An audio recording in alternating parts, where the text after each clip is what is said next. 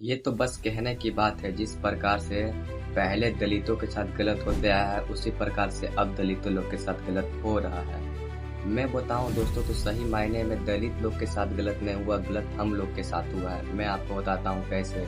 जब हमारा देश का संविधान बन रहा था 1950 के दशक में, तो उस समय एससी एसटी कास्ट के छात्र थे, वो थोड़ा कम शिक्षित थे। लगभग देश में 10% ऐसे एससी और एसटी कास्ट के छात्र थे, उनमें शिक्षा की कमी थी।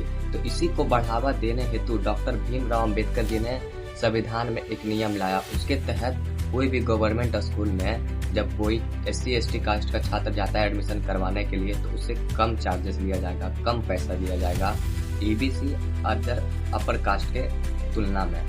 तो मैं बताता हूँ ये कैसे गलत है। मैं कक्षा 12वीं का छात्र हूँ। मैं जब 9th में रजिस्ट्रेशन करवाया था, उस समय लगभग 500 रुपया दिया था, और 10th में जब रजिस्ट्रेशन करवाया था उस समय लगभग 1000 दिया था, और जब मैं 11th में एडमिशन कराया हूँ उस समय लगभग 1200 रुपया दिया हूँ। ये मैं आपको क्यों बताता हूँ, पहले आप सुनो। मेरे माता और मेरे पिताजी एक मजदूर हैं, और मैं लेता हूँ दूसरे साइड जो एससी एसटी कास्ट से आते हैं।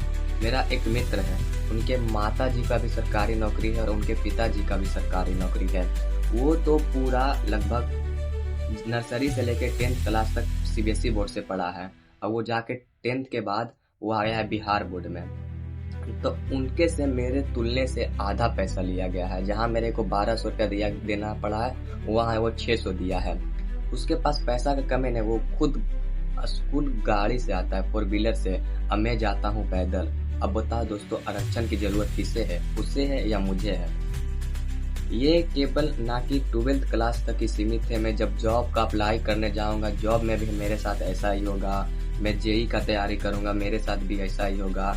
अब बताओ दोस्तों, क्या मैं गलत हूँ? क्या गलत दलितों के साथ हुआ, क्या गलत हमारे साथ हो रहा? जो संविधान में ये नियम है, मैं मानता हूँ आरक्षण देना सही है एससी एसटी कास्ट के लिए, पर जिनके घर में एक सरकारी नौकरी हो जाता है, लोग कमाने लगते हैं, उनको आरक्षण देना गलत बात है।